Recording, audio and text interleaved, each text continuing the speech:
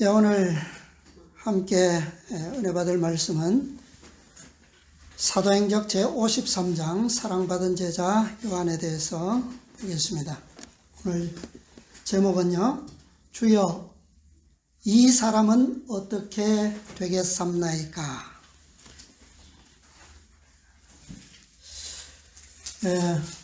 우리가 올 한 해 동안 이 사도들의 생애를 통해서 그리스도께서 지상에 세우신 그 하나님의 교회의 목적과 사명을 살펴보았습니다. 그리스도께서는 지상 봉사를 통해서 이 12 제자들을 택하시고 또 그들로 교회의 기초를 놓으신 이후에 그분께서는 하늘 성소로 들어가셨습니다. 그리고 하늘의 교회와 지상의 교회가 하나로 연합되기 위한 봉사를 시작하셨습니다. 자, 하늘과 이 지상의 교회, 이 두 교회가 한 교회를 이루기 위해서는 지상의 교회가 사단의 모든 기만과 유혹과 거짓과 어두움의 전쟁들로부터 승리해야만 될 것입니다. 그렇게 되지 않고서는 하늘의 교회와 지상의 교회가 하나 될 수는 없겠죠. 그래서 이 그리스도께서 세우신 교회의 최후의 승리의 완성은 장장 2000년이라고 하는 시간이 흐른 뒤에 이 교회의 완성과 승리가 이루어질 것이었습니다. 교회가 최후의 승리를 쟁취하는 것은 하나님의 율법과 인간의 불법과의 투쟁에서 승리하는 것이지만 승리한 교회의 최후의 목적은 바로 하나님은 사랑이시라고 하는 그분의 품성의 영광을 온 우주에 입증하는 것입니다. 교회가 승리를 위해서 나아가는 과정과 또 교회가 최종적으로 추구하는 목표는 우리가 그렇게 생각해 볼 수 있다는 거죠. 자, 이 목적을 위해서 승리를 위한 교회의 기초를 놓았던 12 사도들, 그 사도들 가운데 가장 으뜸인 모범으로서 우리는 사도 요한을 꼽을 수가 있습니다. 지난 시간에는 우리가 베드로에 대해서 보았고요. 이제 오늘부터는 사도 요한의 생애를 통해서 몇 시간 우리가 살펴보게 될 것입니다.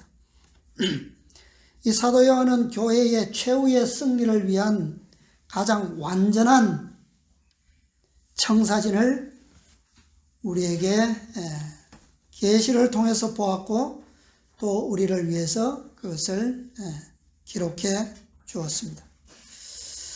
그리고 그 최후의 승리를 위한 능력의 비결로서 자신의 생애를 통해서 또한 그 비결을 아주 상세하게 그렇게 보여주고 있습니다. 자, 사랑은 누가 증거할 수 있습니까? 어떤 사람이요? 사랑을 받은 자가 사랑을 증거할 수 있겠죠. 그죠? 사랑을 보고 듣고 느끼고 실제로 나눈 경험자가 사랑을 가장 정확하게 증거할 수가 있을 겁니다. 요한은 뭐라고 증거했습니까? 우리가 이 사랑을 보았고 들었고 만졌고 그렇게 충실하게 증거하고 있습니다. 자, 우리 요한복음 21장에 있는 한 말씀을 먼저 보겠습니다. 요한복음 21장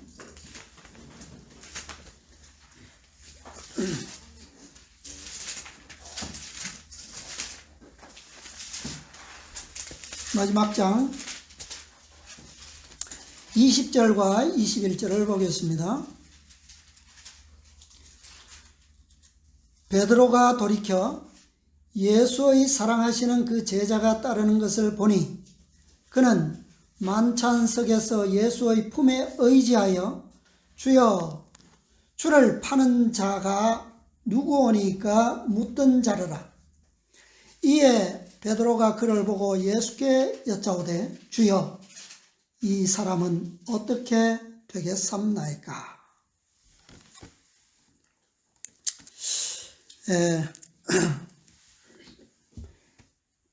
우리 지난 시간들에 보았던 이 베드로의 경험을 보면 베드로는 예수님을 바로 눈앞에 지척에 두고 그분을 몇 번 부인했습니까? 예, 3번씩이나 부인했죠. 그런데 지금 방금 본 이 요한복음 21장 앞부분에 보면 예수님께서는 베드로에게 똑같은 질문을 또 몇 번 하셨습니까? 3번 하셨어요. 뭐라고 물으셨어요? 요한의 아들 시몬아, 네가 나를 사랑하느냐? 베드로는 뭐라고 대답했습니까? 주님께서 아신다. 예, 내가 주를 사랑하는 줄 주께서 아시나이다. 바로 이것이 그리스도 교회의 수석제자 베드로의 이름으로 놓인 기초돌의 특성입니다. 뭐가요? 내가 주를 사랑하는 줄 주께서 아시나이다. 이 그리스도와의 사랑의 관계, 이것이 바로 교회의 기초를 놓았던 12돌의 특성입니다. 자, 베드로가 마지막으로 그물을 바다에 던지던 날이었죠. 큰 물고기를 잡았는데 몇 마리 잡았습니까? 몇 마리 잡았죠? 153마리. 이 어떻게 잡히게 되었어요? 이 고기가 큰 물고기만 예수님의 이적을 통해서 이 물고기들이 베드로의 그물에 차게 되었습니다. 그날 아침에 예수님께서 이 베드로에게 아까 그 질문을 하셨죠. 네가 나를 사랑하느냐? 그런데 베드로가 한 번 물으셨으면 베드로는 그냥 별 아무런 고민 없이 넘어갈 수도 있었을 텐데 3번씩이나 똑같은 질문을 하시니까 과연 이 질문의 의미가 무엇인가? 왜 3번씩이나 같은 질문을 하시는가? 라고 그는 약간의 염려와 또 그런 그의 생각을 할 수 있는 그런 의미 있는 질문으로 마음속에 새기게 되었습니다.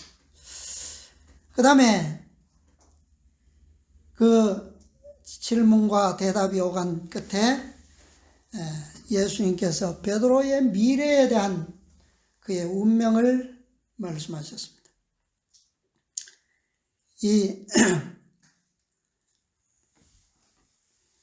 그래서 네가 나를 사랑하느냐라고 3번 물으실 때 베드로가 이제 답을 하고 또 자신의 운명을 듣고 그렇게 되었을 때 내 운명이 그렇다면 갑자기 생각나는 한 사람이 있었습니다. 갑자기 뒤를 돌아보면서 예수님께 여쭈었습니다. 주여, 이 사람은 어떻게 되겠습니까? 그가 누구예요? 사도 요한입니다. 왜요? 사도 요한은 공식적으로 그리스도의 가장 사랑받는, 사랑하시는 제자라고 그렇게 기록이 되어 있어요.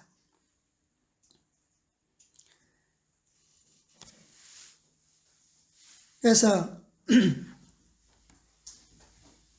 이 사도 요한은 지상에 세워진 이 주님의 교회의 12 기초돌 중에 가장 마지막으로 놓여진 그리스도의 사랑의 품성을 가장 닮은, 가장 빛나는 돌.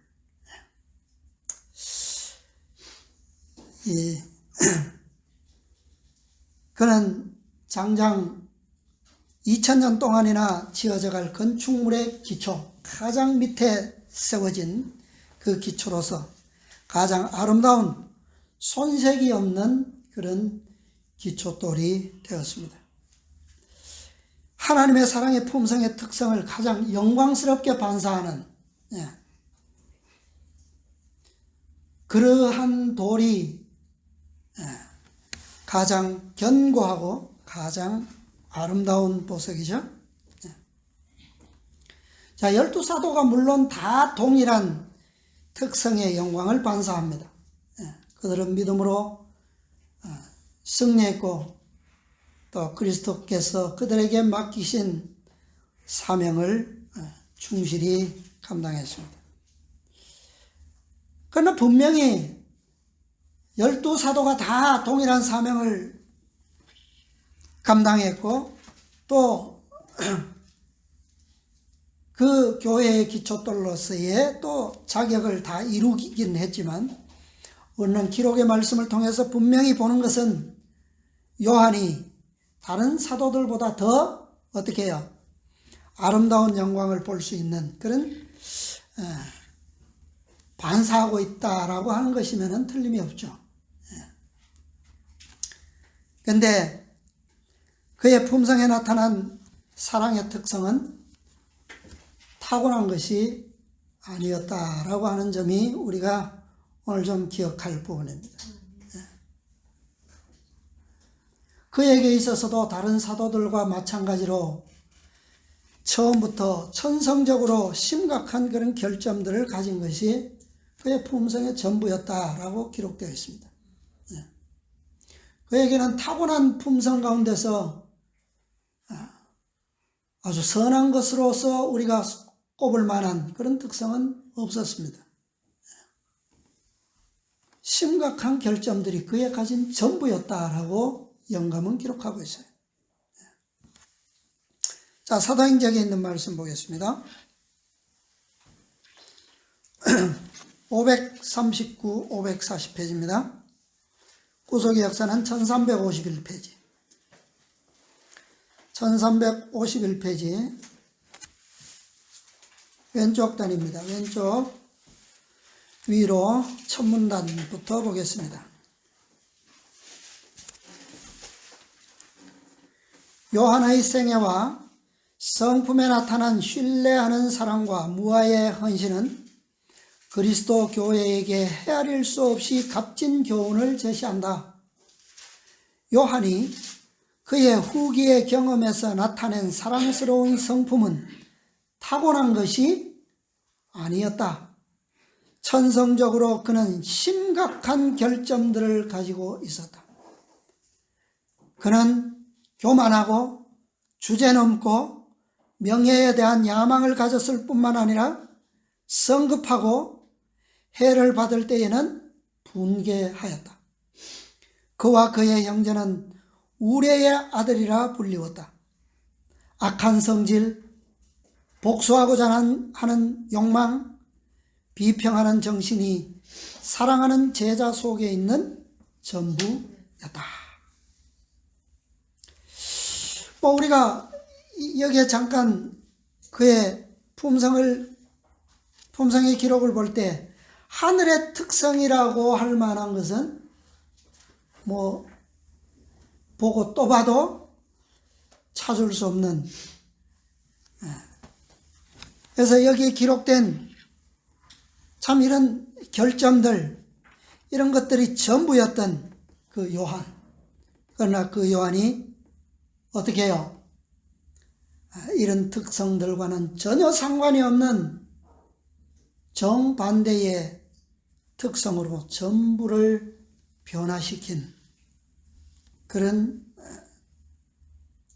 인물이죠. 그러나 계속 보겠습니다. 그러나 거룩한 교사는 이 모든 것 이면에 감추어진 열렬하고 성실하고 사랑스러운 마음을 식별하셨다. 예수께서는 그의 이기심을 책망하셨고 그의 야심을 실망시키셨으며 그의 믿음을 시험하셨다. 그러나 예수께서는 그의 영혼이 갈망한 것, 즉 성결의 아름다움, 변화시키는 사랑의 능력을 그에게 나타내셨다. 자, 하늘의 특성이라고는 우리가 눈을 씻고 봐도 찾을 수 없는 그 결점투성이가 전부인 요한에게 변화시키는 사랑의 능력을 나타내시는 분, 그분이 누구십니까? 그리스도. 그런 분이 그리스도셨어요. 우리의 안목으로 보면 그는 이런 사랑의 능력을 베풀 수 있을까요? 그 완벽한 결점투성이,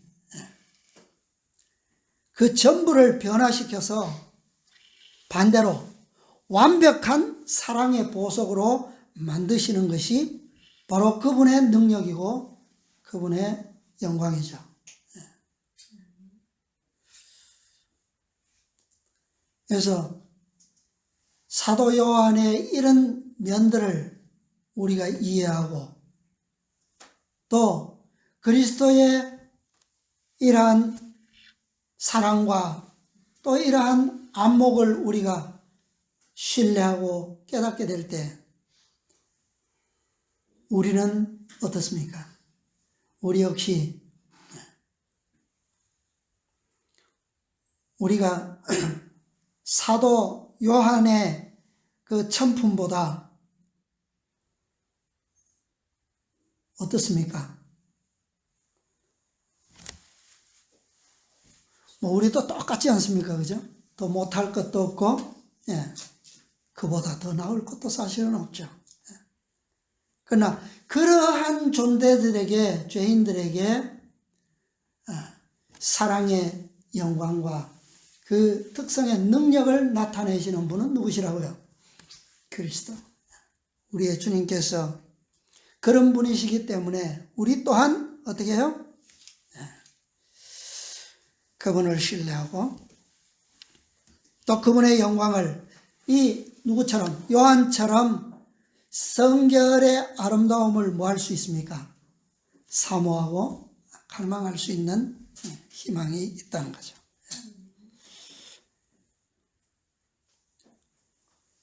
자, 사도 요한에게, 이 결점 덩어리인 사도 요한에게 사실은 이러한 그 사랑스러운 면면이 있다는 사실을 누가 보셨다고요? 요한 자신은 알았을까요?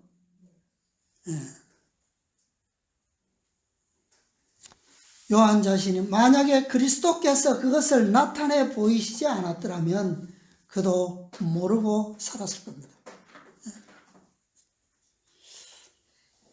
그러나 그리스도께서 그것을 나타내 주셨고 또 그러한 특성들이 나타낼 때마다 예수님께서는 그에게 책망을 통해서 당신은 무엇을 보여주셨어요? 사랑의 속성들을, 능력을 보여주셨어요. 그리고 그는 그분의 생애와 또 그분의 베푸시는 사랑과 그 모든 봉사를 통해서 그는 그분의 특성의 아름다움을 갈망할 수 있었고 간절히 바랄 수가 있었습니다. 예수님께서 공중봉사에서 물러나실 때쯤, 자, 이제 이 사도 요한이 가지고 있었던 그 결점투성이의 심각한 몇 가지의 결점들을 우리가 좀 생각해 보겠습니다. 정말 예수님께서 그를 인도하지 않으셨으면, 그를 부르시고 택하셔서 그에게 그분의 능력을 나타내시지 않으셨더라면 사도 요한은 정말 치명적인 그런 운명일 수밖에 없는 그런 특성의 소유자였어요. 자, 예수님께서 갈릴리의 봉사를 마치시고 이제 예루살렘으로 가시는 길이었습니다. 자, 갈릴리에서 예루살렘을 가는 길에 중간에 어디를 거치나야 하죠? 사마리아를 반드시 지나야 합니다. 그런데 유대인들과 사마리아인들 간의 관계는 매우 좋지 않았죠. 그래서 많은 이 바리새인들과 유대인들은 이 사마리아를 직통으로 건너는 길을 두고 일부러 저 요단강가로 둘러서 먼 길을 가는, 그런 길을 가는 사람들이 많이 있었어요. 그러나 예수님께서는 사마리아를 통해서 가시려고 가시는 길에 이제 사마리아에서 하룻밤을 묵으시기 위해서 가셨습니다. 자, 먼저 예수님을 맞을 준비를 하기 위해서 제자 중 두 사람이 심부름을 보냄을 받게 되었는데 바로 야고보와 요한이었습니다. 이 두 사람이 사마리아 동네로 보냄을 받았고, 사마리아 사람들은 예수님을 어떻게 했어요? 그 기별을 듣고 저들의 손님으로 환대하기는커녕 어떻게 했습니까? 거절했어요. 뭐 굳이 어떤 누구라도 특별한 손님이나 특별한 사람이 아니라도 누구라도 지나가는 나그네라면 호의를 베풀 수 있는 가장 기본적인 호의도 그들은 거절했어요. 그러니 이 심부름을 갔던 야고보와 요한은 직접적인 그들의 냉대를 당했을 때 그들이 무엇을 생각했을까요? 그래서 예수님께 그 두 제자는 무엇을 여쭈었습니까? 주여, 우리가 불을 명하여 하늘로 쫓아내려 저희를 멸하라 하기를 어떻게 해요? 원하시나이까? 참 예수님께서 뭐라고 하셨어요? 그렇게 물을 때에, 자, 사도행전에 있는 말씀을 통해서 보겠습니다. 자, 맨 아래 문단입니다. 아까 읽었던 1351페이지 왼쪽에 맨 아래 문단. 제자들은 그분의 임재로 사마리아인들을 축복하시는 것이 그리스도의 목적이었음을 알았다. 그들은 엄청난, 예수님께서 그들을 축복하시고 또 그들이 그것을 받을 수 있다라고 하는 것은 얼마나 놀라운 특권이요, 정말 천국의 비밀을 아는, 이 한마디로 천기누설에 해당하는 비밀 아닙니까? 그죠? 그런 것인데, 그들의 주님께 나타낸 냉대와 질투와 불경은 그들을 경악과 분노로 충만하게 하였다. 그런데 사마리아인들은 사실은 예수님을 아는 것이, 지식이 12제자들과 똑같습니까? 다르죠. 그렇게 알지는 못하잖아요. 그죠? 야고보와 요한이 특별히 흥분하였다. 그들이 매우 높이 존경하는 그분께서 이렇게 대접하는 데 대하여 즉시 형벌을 내리지 않고 지나치는 것은 너무나 큰 잘못인 것처럼 보였다. 선지자 엘리야를 데리러 보낸 사마리아 관원들과 그 무리들의 멸망을 가리키면서 거기서 보이는 그 가까운 곳에 갈멜산이 보였어요. 그들은 그것을 가리키면서 주여 우리가 불을 명하여 하늘로 쫓아내려 저희를 멸하라 하기를 원하시나이까 하고 말하였다. 그들은 그들의 말을 듣고 괴로워하시는 예수를 보고 놀랐으며 예수님의 반응에 그들은 놀랐습니다. 거기서 그치지 않고 다음과 같은 그분의 책망이 그들의 귀에 울렸을 때에 더욱더 놀랐다. 뭐라고 말씀하셨어요? 뭐라고 책망하셨습니까? 너희가 무슨 정신으로 말하는지 모르는구나. 인자는 사람의 생명을 멸하러 온 것이 아니요 구하러 왔노라. 너희가 무슨 정신으로 말하는지 뭐요? 모르는구나. 3년 동안 그들은 예수님과 동행해 왔어요. 예수님께서 지금까지 이루어 놓으신 영혼 구원 사업의 놀라운 이적과 표적들이 그들의 경험 속에 고스란히 있지 않습니까? 그런데 지금 지나는 길에 한 촌의 냉대와 거절로 인해서 그들이 품은 정신은 뭐예요?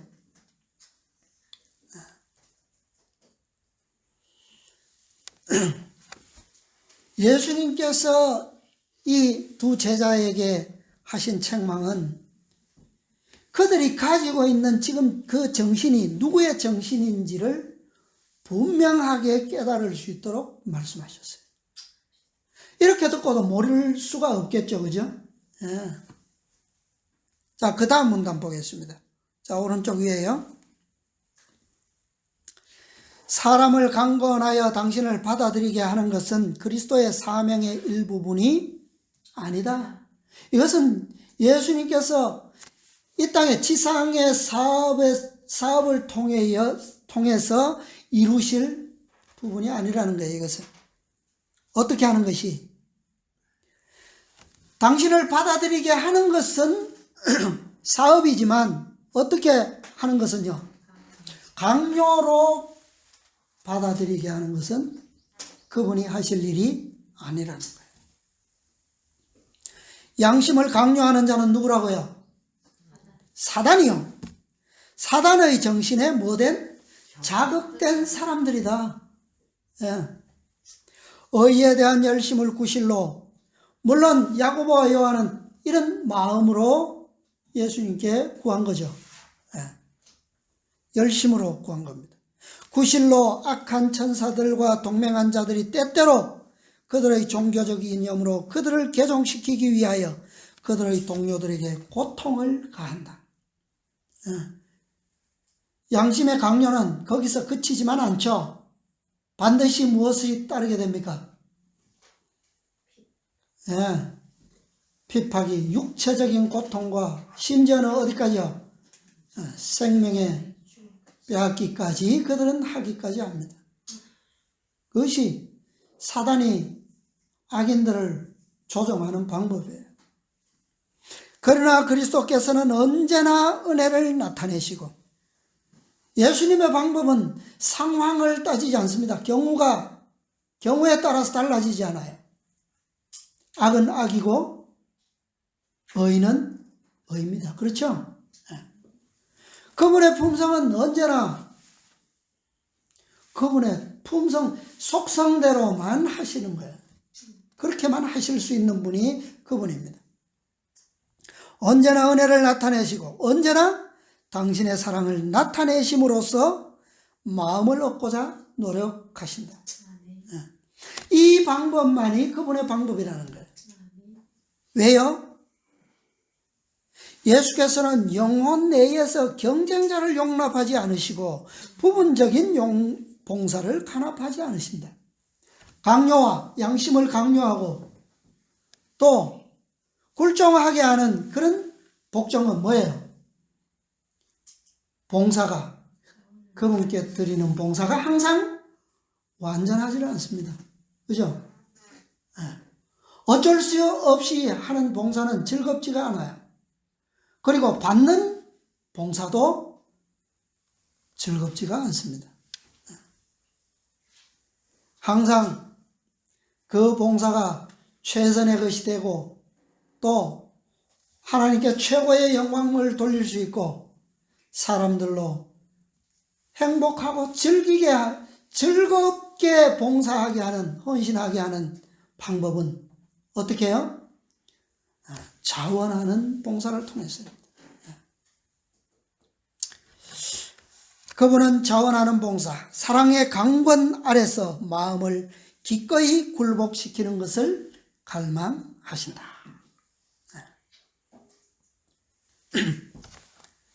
자, 만일 여기서 이 사건에서 이 요한과 야고보가 예수님께 요구한 것이 자신들이 부당한 대우를 받은 것에 대한 복수의 정신이라면 그것은 누구의 정신입니까? 사단의 정신이에요. 그죠?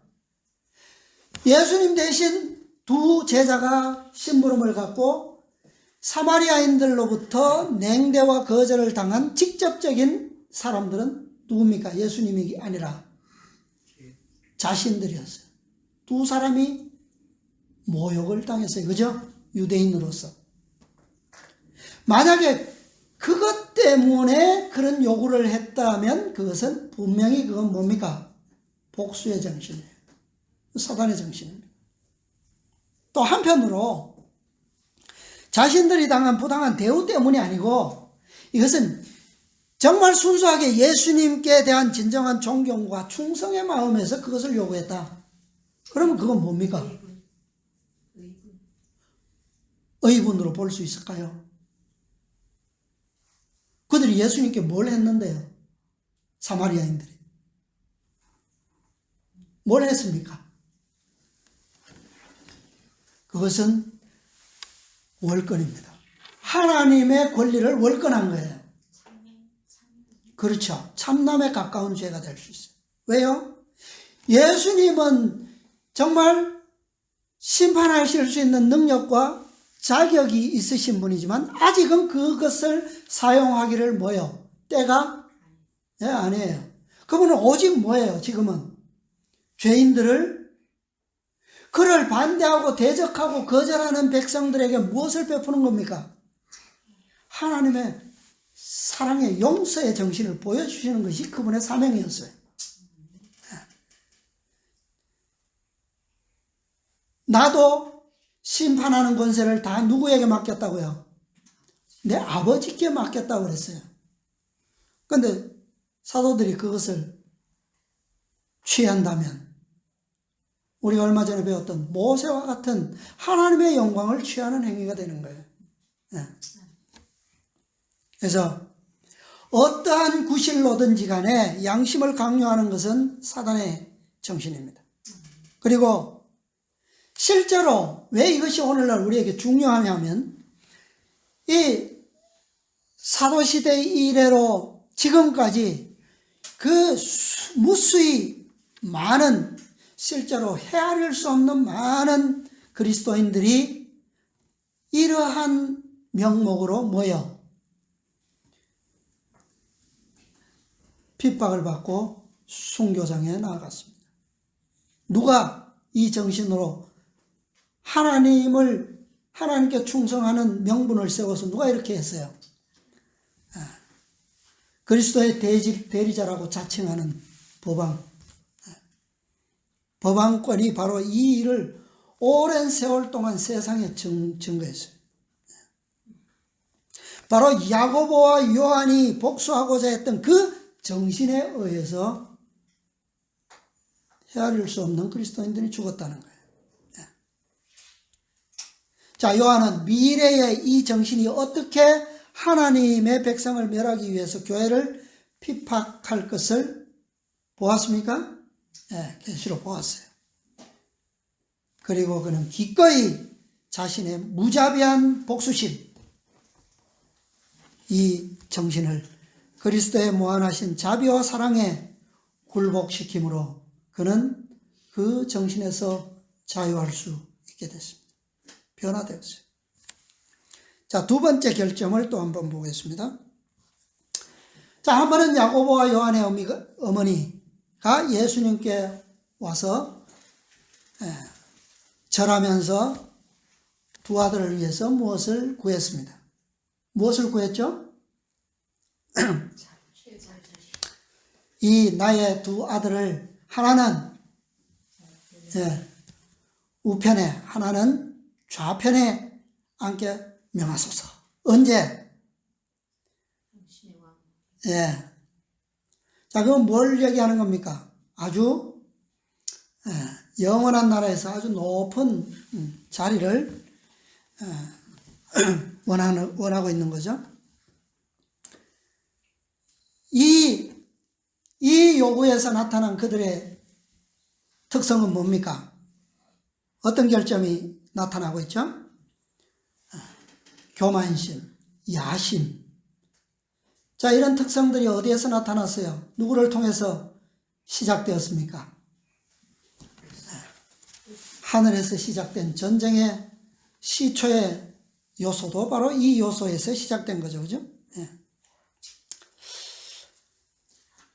사도행적 넘겨서 1352페이지 1352페이지 왼쪽 위에 첫 문단 보겠습니다. 예수께서는 그러한 요구를 하게 된 동기를 아시고 두 제자의 교만과 야심을 책망하셨다. 그 다음 문단, 하나님의 나라에서는 지위가 정시를 통하여 획득되지 않는다. 하늘나라의 지위는 어떻게 해요?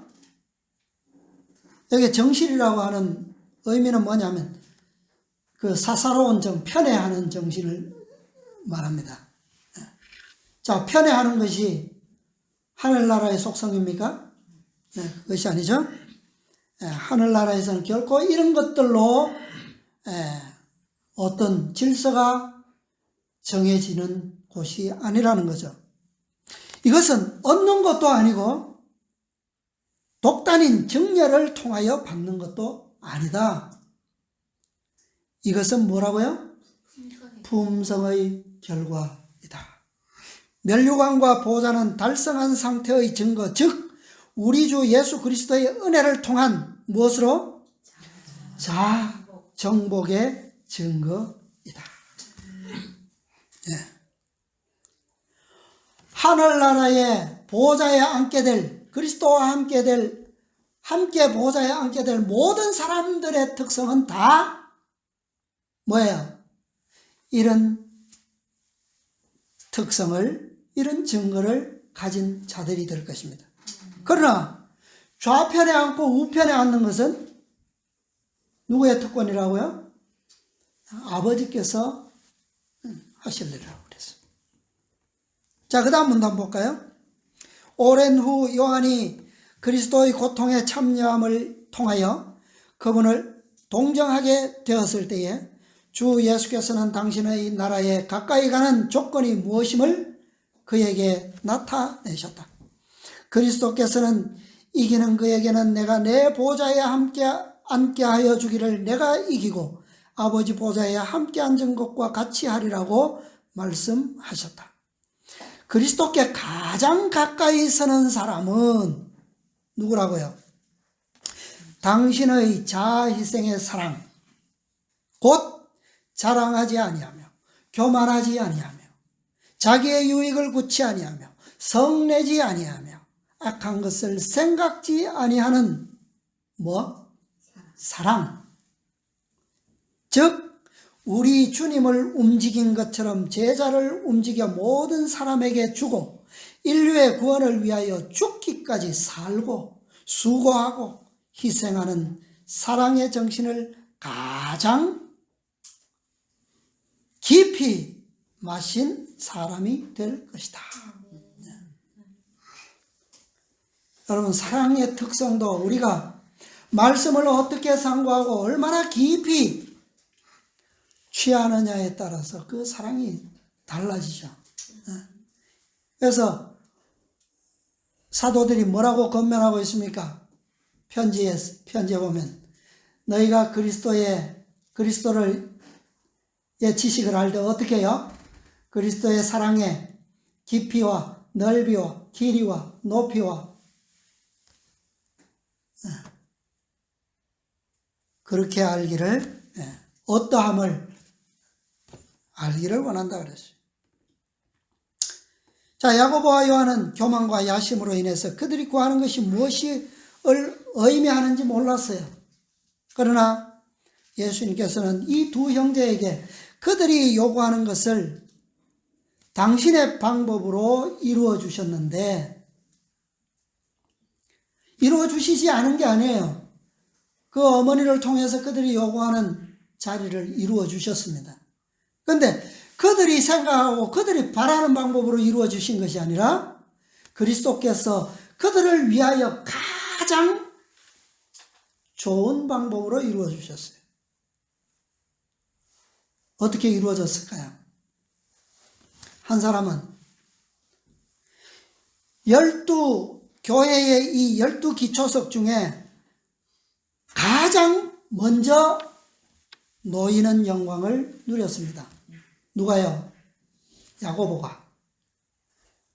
12제자 중 야고보가 가장 먼저 순교를 당했어요. 그리고 또 한 사람, 요한은요. 요한은 어떤 특권을 누립니까? 가장 마지막으로 가장 빛나고 아름다운 초석으로 자리를 잡게 되었어요. 이게 두 형제가 바라던 두 자리였습니다. 큰 특권이지 않습니까? 자, 그들이 가졌던 교만과 야심 역시 치명적인 사단의 정신이죠. 그러나 요한은 그가 가장 가까이서 따르고 가장 가까이서 보고 가장 가까이에서 듣고 가장 가까이에서 느낌으로 소유한 그리스도의 겸손한 사랑에 자신의 자아를 굴복시켰어요. 그는 변화되었습니다. 승리했어요. 자, 세 번째 정신을 또 하나 보고 정리하겠습니다. 자, 왼쪽 문단에 아래 다음 문단 보겠습니다. 그들이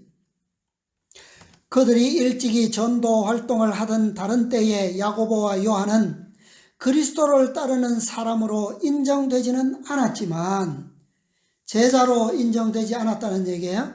그러나 그리스도의 이름으로 마귀들을 쫓아내고 있는 한 사람을 만났다. 제자들은 이 사람을 일하지 못하도록 금하였고 그들의 이러한 처사가 옳다고 생각하였다. 그러나 그들이 그 진상을 그리스도께 고하였을 때에 그리스도께서는 그들을 책망하셨다. 그분은 뭐라고 말씀하셨어요? 금하지 말라. 내 이름을 의탁하여 능한 일을 행하고 즉시로 나를 비방할 자가 없느니라고 말씀하셨다. 어떠한 방법으로라도 자신들이 그리스도에 대하여 우호적이라는 것을 나타낸 사람들을 아무도 배척해서는 안 되었다. 제자들은 협소하고 배타적인 정신에 빠지지 말고 저희가 주님에게서 보았던 것과 같은 원대한 동정심을 나타내어야 하였다. 야고보와 요한은 이 사람을 제지함으로 저희가 주님의 명예를 염두에 두었다고 생각하였으나 사실은 그들은 저희가 자신들을 위하여 뭐 했다고요? 예수님의 명예를 위해서 질투한 것이 아니라 뭐요? 제자들의 그 특권을 가지고 있는, 자격을 가지고 있는 자신들도 그 일을 지금 뭐요? 하지 않고 있음에 대한 질투심이라는 거예요. 질투하였다는 것을 알기 시작하였다. 그들은 과오를 시인하고 그 책망을 받아들였다. 여러분, 이 두 제자가 우레의 아들이라고 하는 별명을 가졌던 이 정말 결함투성이 완전한 덩어리의 존재들이었던 이들이 가졌던 이 정신들이 얼마나 치명적인 악입니까? 근데 이들에게 정말 놀라운 사실은 뭐예요? 이러한 특성을 가졌던 그들에게서 예수님께서는 아름다운 면을 발견하고 그들 자신도 알지 못했던 그것을 보시고 그들에게 그것을 깨우쳐 주셨던, 그래서 그들이 주님의 아름다운 품성의 영광으로 변할 수 있도록 능력을 보여주셨던, 그런데 그들이 그것을 믿음으로 다 받아들였다고 하는 거예요. 자, 결론적으로 다음 문단에 또 말씀 보겠습니다.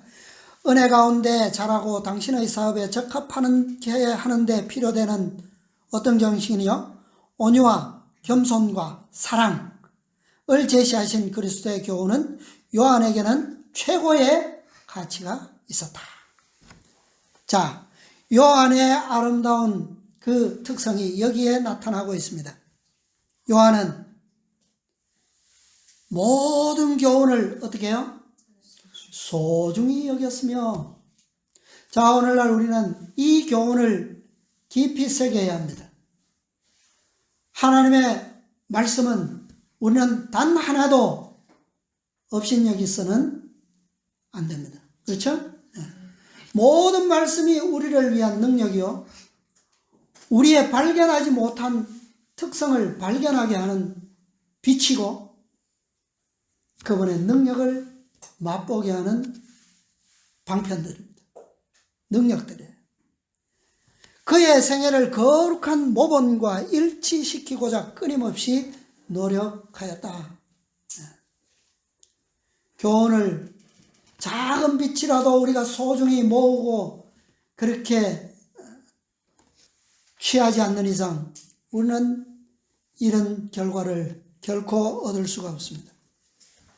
요한은 그리스도의 영광 곧 그가 바라도록 가르침을 받은 것은 세속적 허식과 권세가 아니요 아버지의 독생자의 영광이요 은혜가 진리가 충만한 영광임을 뭐 했다고요?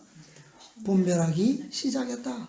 그 시작은 바로 주께로부터 오는 모든 교훈을 뭐 하는 것이었어요? 처음으로, 첫째로 소중히 여기는 마음이었어요. 그리고 그는 그 교훈들로부터 이제 때가 될 때에 그 모든 것들이 분별되기 시작했습니다. 자, 그 다음 문단요. 주님께 대한 깊고도 열렬한 요한의 애정은 그에 대한 그리스도의 사랑의 원인이 아니요 결과이었다. 요한은 예수와 같이 되기를 갈망하였다. 자, 요한이 이렇게 된 그리스도를 사랑의 특성을 바라봄으로 똑같은 특성으로 변화된 그 시작은 무엇이었다고요? 그가 그리스도를 사랑하기 시작함으로 것으로 시작되었다고요? 네, 그게 아니라 어떻게 해요? 그에 대한 결점투성이에 대한 그리스도의 뭐요? 동정심과 사랑, 그를 용서하시는 자비심, 그리고 그리스도의 사랑에 변화시키는 감화 아래서 그는 온유하고 겸손하게 되었다. 자아는 예수 안에 감추어졌다. 동료들 중 어느 누구보다도 요한은 그 놀라운 생명의 능력에 자신을 복종시켰다. 요한은 이렇게 말한다. 이 생명이 나타내신 바 된지라. 이 영원한 생명을 우리가 보았고 우리가 다 그의 충만한 데서 받으니 은혜 위에 은혜로라. 요한은 경험적으로 구주를 알았다. 주님의 교훈들은 그의 영혼에 어떻게 해요? 어떻게 되었습니까? 새겨졌다. 그리스도와 같이 되었어요. 그가 구주의 은혜를 증거할 때에 그분의 교훈이 그분의 영혼 속에 그들의 모든 생애 가운데 새겨졌는데 그의 증거가 어떻게 될까요? 어떤 것이 당연합니까? 그의 단순한 언어는 그의 전신에 스며든 사랑의 웅변이었다. 그가 손짓하고 말하고 행동하는 모든 것이 다 뭐예요? 사랑의 웅변이었어요. 자, 이 요한의 품성을 변화시킨 능력은 오늘날 라오디게아 교회의 특성을 가진 교회에 있어서 가장 필요되는 능력입니다. 그죠? 왜냐하면 요한이 타고났던 모든 결점들은 오늘날 마지막 교회가 가지고 있는 결점과 똑같아요. 라오디게아 교회의 특성이 뭡니까? 교만심. 그죠? 나는 부자라 부요하여 부족한 것이 없다라고 하는 자만심. 또 벌거벗고 있으면서도 그것을 깨닫지 못하는, 보지 못하면서도 본다고 하는 그런 특성들이 바로 오늘날 교회의 현실입니다. 요한이 가지고 있었던 특성과 똑같아요. 그래서 이것은 오늘 우리에게 헤아릴 수 없는 요한에게 그리스도의 교훈이 값진 가치가 있었던 것처럼 오늘날 우리에게도 그의 생애와 그의 모범은 우리에게 헤아릴 수 없는 값진 교훈이라는 겁니다. 요한은 그리스도께서 그에게 주시는 사랑을 거절하지 않았고 받아들인 결과로 그와 같은 품성을 반사할 수 있게 되었습니다. 그가 주님을 사랑함으로 변화된 것이 아니라 주님께서 그를 사랑하셨기 때문에 변화된 사실 또한 중요합니다.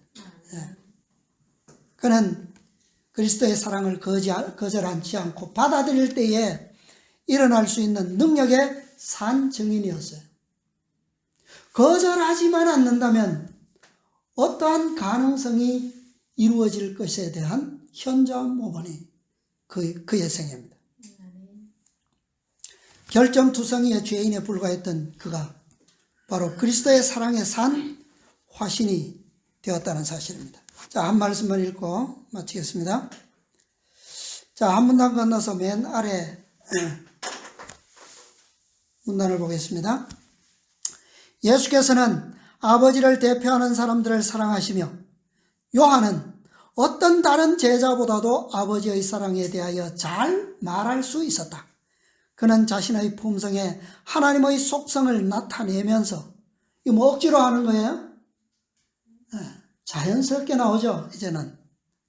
자신의 영혼에서 그가 느낀 것을 그의 동료들에게 나타내었다. 주의 영광이 그의 얼굴에 나타났다. 그를 변화시킨 성결의 아름다움은 그의 얼굴에서 그리스도와 같은 광채로 빛을 비추었다. 그는 순경과 사랑으로 그리스도와 같이 될 때까지 구주를 바라보았고 그분과의 교제가 그의 유일의 소망이 되었으며 그의 품성으로 주님의 품성을 반사하였다. 최초의 그리스도의 교회에 기초도를 놓았던 12사도들, 그 사도들 가운데 맨 마지막으로 돌을 놓았던 이 사도 요한의 이 특별한 품성의 영광은 오늘날 마지막 이 백성들, 하나님의 교회를 완전한 승리로 하늘의 영광을 그대로 반사하게 될, 세상에 증거하게 될 14만 4천인들의 변화의 능력을 그대로 보여주고 있습니다. 이 초대 교회의 시대 이후로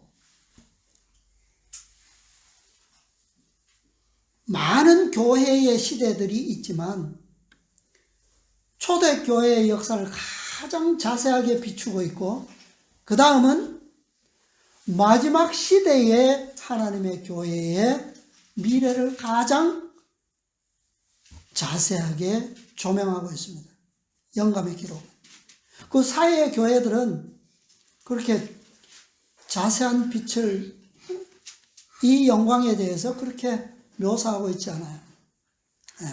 기초와 마지막 그 성전을 장식하게 될 그 영광의 마지막 주자들 14만 4천인에 대한 그것은 기초가 어떠하냐에 따라서 그 마무리도 뭐예요?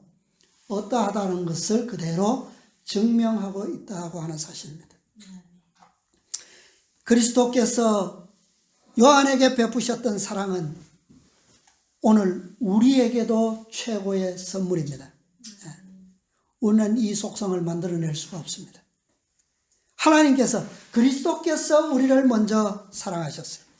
그분께서 우리를 사랑하시면 그분의 사랑을 우리에게 주시려고 먼저 사랑하신 것입니다. 그분께서 우리를 먼저 사랑하셨다라고 하는 사실을 믿는 자는 그 사랑을 알게 될 것입니다. 깨닫고 배울 수 있다는 거예요. 그분의 사랑을 입은 자는 그분의 속성을 지니고 있는 것입니다.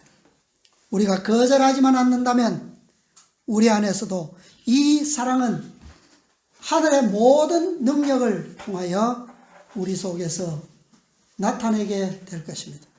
우리 모두 이 속성의 능력을 믿음으로, 순응함으로 우리의 자아, 오늘 우리가 교과에서 보았던 육신의 그 높은 성벽을 이루고 있는 육체의 60성읍, 이 모든 것들을 정말 믿음으로 무너뜨리고 그리스도의 영광으로 온 세상에 환하게 증거하게 되는 우리 모두의 사명을 이루시는 저와 여러분이 되시기를 바라면서 오늘 말씀을 마치겠습니다.